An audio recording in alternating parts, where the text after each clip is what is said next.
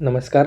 BMS first year रचना शारीर याच्या paper 1मधील आपण आज एम्ब्रिओलॉजीचा जो आपला राहिलेला पार्ट आहे, म्हणजे एम्ब्रिओलॉजीच्या पार्ट 1च्या व्हिडिओमध्ये आपण बऱ्यापैकी टॉपिक्स सिलेबस कॉपीनुसार कव्हर केले होते. आता जे काही सिलेबस कॉपीनुसार राहिलेले टॉपिक्स आहेत ते आज आपण ह्या व्हिडिओमध्ये त्याच्या नोट्स बघणार आहे. त्यामध्ये फिटल सर्क्युलेशन असेल, 9 मंथ वाईज डेव्हलपमेंट असेल किंवा मग असे 1-2 छोटे टॉपिक असतील, तर त्याच्या नोट्स आज आपण ह्या व्हिडिओमध्ये बघणार आहे. तर व्हिडिओ संपूर्ण शेवटपर्यंत नीट पहा व ऐका. तसंच ज्या मी तुम्हाला नोट्स देत आहे ते तुमच्या नोट्समध्ये एकदा लिहून घ्या, जेणेकरून जेव्हा तुम्ही लिहिता, त्यानंतर वाचून लिहिता, त्यानंतर अजून एकदा वाचता, तेव्हा गोष्टी अजून चांगल्या लक्षात राहतात व ते तुम्हाला एक्झामच्या दृष्टीने खूप उपयोगी पडेल. तसंच जर तुम्ही टेलिग्राम चॅनल जॉईन केला नसेल किंवा व्हॉट्सअप ग्रुप जॉईन केला नसेल तर तोसुद्धा जॉईन करा. त्याच्या दोन्हीच्या लिंक डिस्क्रिप्शनमध्ये दिलेल्या आहेत. आणि तुम्हाला BMS फर्स्ट इयरच्या कोणत्याही विषयासंबंधित कोणत्याही टॉपिकच्या नोट्स पाहिजे असतील तर तुम्ही नक्कीच कमेंट करू शकता. त्या देखील आपण प्रोव्हाइड करण्याचा प्रयत्न करू. तर व्हिडिओला सुरुवात करूयात. तर जे आपले मागचे राहिलेले टॉपिक्स होते ते फक्त आपण आज या व्हिडिओमध्ये बघणार आहे. इतर टॉपिक्स तुम्ही पार्ट 1च्या व्हिडिओमध्ये जाऊन पाहू शकता. तर लॉज ऑफ हेरिडिटी म्हणजे Mendel's laws. Heredity is the transmission of characters from parents to offspring through genes. तुम्ही आता हेरिडिटी, लॉज ऑफ मेंडल वगैरे हे सर्व 12वीच्या बायोलॉजीमध्ये शिकलेले आहात. तेच तुम्हाला थोडक्यात रिव्हिजन करायचे आणि 1-2 पॉईंट त्यामध्ये ॲड करायचे. तर हेरिडिटी म्हणजे काय?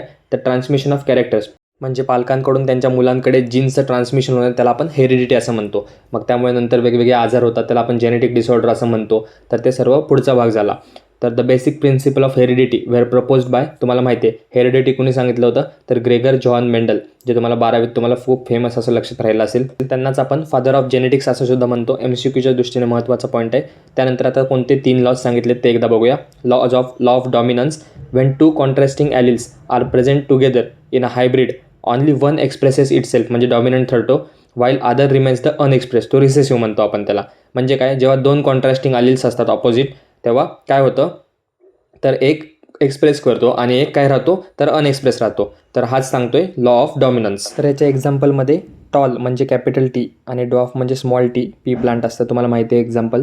त्याच्या F1 जनरेशनमध्ये ऑल प्लांट्स आर टॉल म्हणजे डॉमिनंट ट्रेट प्रेझेंट असतं, एक्सप्रेस होतं. त्यानंतर dominant trait marks the recessive trait in heterozygous condition. Heterozygous कंडिशनमध्ये काय होतं? डॉमिनंट ट्रेट जास्त दिसून येतं रिसेसिव्ह ट्रेटपेक्षा. हा झाला पहिला लॉ. त्यानंतर दुसरा लॉ आहे लॉ ऑफ सेग्रिगेशन. त्यालाच आपण लॉ ऑफ प्युरिटी ऑफ गॅमेटसुद्धा म्हणतो. During gamete formation the 2 alleles of a gene separate, so each gamete carries only 1 allele. म्हणजे गॅमेट फॉर्मेशनच्या वेळेस काय होतं? जे 2 अलिल असतात एका जीनचे ते सेपरेट होतात आणि मग इच गॅमेट, प्रत्येक गॅमेटवर 1 अलिल असतो. त्याचं एक्झाम्पल दिलं आहे F1 hybrids produce 2 types of gamete, capital T small t, आणि F2 generation shows 3:1 phenotypic ratio आणि गॅमेट्स आर जेनेटिकली प्युअर. त्यानंतर हेरिडिटीचा तिसरा लॉ तो म्हणजे law of independent assessment. The alleles of one pair of characters assort independently of the alleles of another pair during the gamete formation. Gamete फॉर्मेशनच्या वेळेस काय होतं? जे एका पेअरचे अलिल असतात ते काय करतात? सॉर्ट इंडिपेंडंटली आणि दुसऱ्या पेअर वेगळे होते. अशा प्रकारे लॉ ऑफ इंडिपेंडंट असर्टमेंट सांगितलेलं आहे. तर त्यामध्ये एक्झाम्पल दिलं आहे डायहायब्रिड क्रॉसचं, जसं की सीड शेप आणि सीड कलर, राऊंड किंवा व्रिंकल आणि येलो किंवा ग्रीन. त्याचा F2 जनरेशनमध्ये 9:3:3:1 हा रेशो असतो. तर त्यानंतर inheritance of one trait does not affect the inheritance of other.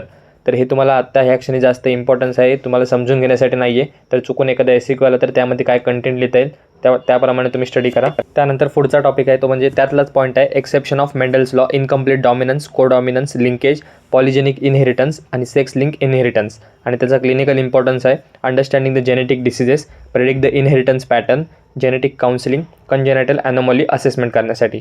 तर हे होतं मेंडल्स लॉबद्दल किंवा हेरिडिटी लॉबद्दल नोट्स. त्यानंतर नेक्स्ट आपण सेक्स डिफरन्शिएशन किंवा सेक्स डिटर्मिनेशन हा पॉईंट पाहणार आहे.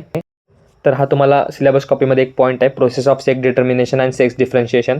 सेक्स डिटर्मिनेशन म्हणजे काय? It is the process by which genetic sex of the embryo is fix at the time of fertilization. म्हणजे फर्टिलायझेशनच्या टाईमलाच ते सेक्स डिटर्मिनेशनची प्रोसेस होत असते. तर ती काय असते? ह्युमन हॅज 46 क्रोमोझोम्स म्हणजे 44 ऑटोसोम्स असतात प्लस 2 सेक्स क्रोमोझोम असतात. त्यामध्ये मेलमध्ये XY असतं आणि फिमेलमध्ये XX क्रोमोझोम असतात. तर ओम ऑलवेज कॅरीज X क्रोमोझोम आणि स्पर्म कॅरीज आयदर X और Y क्रोमोझोम. तर यानुसार जेव्हा फर्टिलायझेशन होतं आणि रिझल्टिंग सेक्स काय असतं ते आपण इथे बघणार आहे. फर्टिलायझेशनमध्ये जेव्हा X म्हणजे ओम प्लस X स्पर्म असतो तेव्हा रिझल्ट असतो फिमेल XX, किंवा मग X ओम आणि Y स्पर्म असेल तर रिझल्टिंग सेक्स असतं male XY. Thus father determines the sex of child. हे झालं सेक्स डिटर्मिनेशनबद्दल. नेक्स्ट पॉईंट आहे sex differentiation. It is the process by which un undifferentiated gonads and genital organs develop into the male और female structures. This process starts from the 7th week of intrauterine life. म्हणजे sex determination जे आपण पाहिलं ते फर्टिलायझेशनच्या वेळेस होतं आणि sex differentiation हे एम्ब्रियॉनिक डेव्हलपमेंटच्या दौरान होत असतं. ह्या पॉईंट्समध्ये असं जास्त काही नोट्ससारखं नाही आहे किंवा एक्सप्लेनेशनसारखं सुद्धा नाही आहे. हे क्वचित विचारणारे पॉईंट्स आहे, कारण एम्ब्रियोलॉजीमध्ये इतर काही पॉईंट आहेत जे खूप इम्पॉर्टंट आहेत. Placenta, umbilical cord, fetal development किंवा मग फिटल सर्क्युलेशन. तर हे हाय वेटेज टॉपिक आहेत जसं की SAQ आणि LAQला विचारण्याचे. तर आता जे आपण 2-3 टॉपिक पाहिले ते तुम्ही फक्त वरवरून एकदा वाचून घ्या. त्यानंतर सगळ्यात महत्त्वाचा पॉईंट तो म्हणजे month wise development of embryo. जसं आपण आयुर्वेदिक किंवा गर्भशरीरमध्ये मासानुमासिक वृद्धी बघितली, तशीच सेम इथे 9 मंथची इंग्लिशमध्ये किंवा मॉडर्न टाईपमध्ये आपल्याला डेव्हलपमेंट बघायचे. तुम्हाला LAQमध्ये कंबाईन देखील विचारू शकतात की मासानुमासिक सांगून 9 मंथ पण लिहा. तर असा देखील प्रश्न असतात. तर फर्स्ट मंथ जस्टेशनल एज किती असतं? From conception to gestational age from conception to 30 days. त्यानंतर झायगॉट फॉर्मेशन होतं. Amniotic sac, umbilical cord and the yolk sac are already beginning to form. By the end length of embryo is 2 mm. म्हणजे तुम्हाला आता एकदम मी शॉर्टमध्ये सांगतो की काय काय बघायचं आहे. तर तो महिना बघायचा आहे, त्याच्यामध्ये सुरुवातीला कधी कुठून कुठेपर्यंत त्याला म्हणतात, त्यानंतर त्याच्यामध्ये काय मेन चेंजेस होतात आणि बाय द एंड त्याची लेंथ किती असते, एम्ब्रियोची लेंथ किती असते. तर प्रत्येक महिन्यामध्ये सध्या तुम्ही एवढ्याच गोष्टी लक्षात ठेवा, कारण तुम्हाला 3rd इयरमध्ये जेव्हा तुम्ही जाल स्त्रीरोगमध्ये तुम्हाला हा विषय डिटेलमध्ये येणार आहे. त्यामुळे सध्या फक्त तुम्हाला 2 ते 3 गोष्टी प्रत्येक महिन्याच्या लक्षात ठेवायच्यात, तेवढ्याच तुम्ही लक्षात ठेवा. त्यानंतर सेकंड मंथमध्ये जस्टेशनल एज 31 to 60 days असतं. Heart, neural tube, arms, legs and liver and other organs begin to form. त्यानंतर by the 6th week heart starts beating, placenta begin to form, eyes, ear, mouth and bones also begin to form, brain आणि cranial nerves form होतात. त्यानंतर sex organs begin to become visible आणि शेवटी length असते अर्धा inch आणि weight असतं 1 ते 2 ग्रॅम. तर तुम्ही असं लक्षात ठेवू नका की मी मासानुमासिक वृद्धिपाठ करतो आयुर्वेदिक आणि त्यालाच मॉडर्नमध्ये इंग्लिशमध्ये लिहितो. तर ते तसं नाही आहे, कारण तुम्ही जर बघायला गेलात तर तिथे आणि इथे खूप फरक दिसून येतो. तर तसं लक्षात ठेवू नका. तुम्हाला मासानुमासिक वृद्धी वेगळी लक्षात ठेवा आणि मंथ वाईज डेव्हलपमेंट वेगळी लक्षात ठेवा. त्यानंतर 3rd month gestational age 61 through 90 days. Development of heart and all major organs is completed. म्हणजे हार्टची डेव्हलपमेंट पूर्ण होते, सगळे ऑर्गन्स पूर्णपणे तयार होतात 3ऱ्या महिन्यामध्ये. त्यानंतर sex organs continue to develop but still difficult to differentiate gender. म्हणजे 3ऱ्या महिन्यापर्यंत सुद्धा आपण जेंडर डिफरन्शिएट करू शकत नाही. शक्यतो आता तर ते आपण करूच शकत नाही, ते इलिगल आहे. त्यानंतर formation of placenta completed. By the end now the embryo called as placenta. त्याची लेंथ आहे 3 ते 4 inches आणि वेट 1 ounce. त्यानंतर नेक्स्ट आहे 4th month gestational age 91 through 120 days. Hair and teeth begin to form, digestive system start forming. 4थ्या महिन्यामध्ये digestive system चालू होते बनायला. त्यानंतर it is now possible to determine the gender of fetus. मागे आपण बघितलं होतं की 3ऱ्या महिन्यात होत नाही, पण 4थ्या महिन्यात पॉसिबल असतं. लेंथ सांगितले 5 to 6 inches, वेट आहे 5 to 8 ounces. हे एंड ऑफ 4th मंथला असतं. त्यानंतर 5th month gestational age 121 to 150 days. Fine hair start developing which cover the body. बॉडीवरती हेअर्स चालू होतात ग्रो करायला. त्यानंतर आयलॅशेस आणि आयब्रोज डेव्हलप होतात. फिंगरप्रिंट्स आणि फुटप्रिंट्स डेव्हलप होतात. इयर्स डेव्हलप होतात. तर हे लक्षात ठेवायला सोपं आहे. 5वा महिना, त्यामध्ये हेअर्स, त्यानंतर आयलॅश, आयब्रो म्हणजे हेअरच आले, त्यानंतर फिंगरप्रिंट, फुटप्रिंट आणि इयर. त्याची लेंथ असते 7 to 8 inches आणि वेट होतं 1 pound. त्यानंतर नेक्स्ट मंथ आहे 6th मंथ. त्याच्यामध्ये gestational age 151 days to 180 days. Immune system develop व्हायला चालू होते. लंग्स डेव्हलपिंग होतात. अल्व्हिओलाई फॉर्म होतं. त्याच्यानंतर fetus looks more and more like a person. म्हणजे त्याच्या आता सगळे अंगप्रत्यंग म्हणजे बनलेले असतात, ते असे एक पर्सनसारखं दिसायला लागतं. Skin of the fetus is reddish and wrinkle होते. लेंथ असते 9 to 10 inches आणि वेट असतं 1.5 to 2.5 pounds. त्यानंतर 7th मंथमध्ये gestational age 181 days through 210 days. Bones are fully develop. Bones develop होतात. Every part has increased in volume and perfection. आता प्रत्येक part अजून परफेक्ट झालेला असतो. Fetus is preparing for life outside the womb. Fetus हे तयार होत असतं बाहेरच्या एन्व्हायरमेंटसाठी. लेंथ 11 inches होते आणि वेट 3 ते 3.5 pound होते. तर हे होता 7th मंथ. त्यानंतर 8th month gestational age 221 through 251 days. There is no any new development. नवीन काही वेगळी डेव्हलपमेंट होत नाही. जे 7व्या महिन्यात होत असते तीच अजून परफेक्ट होत जाते.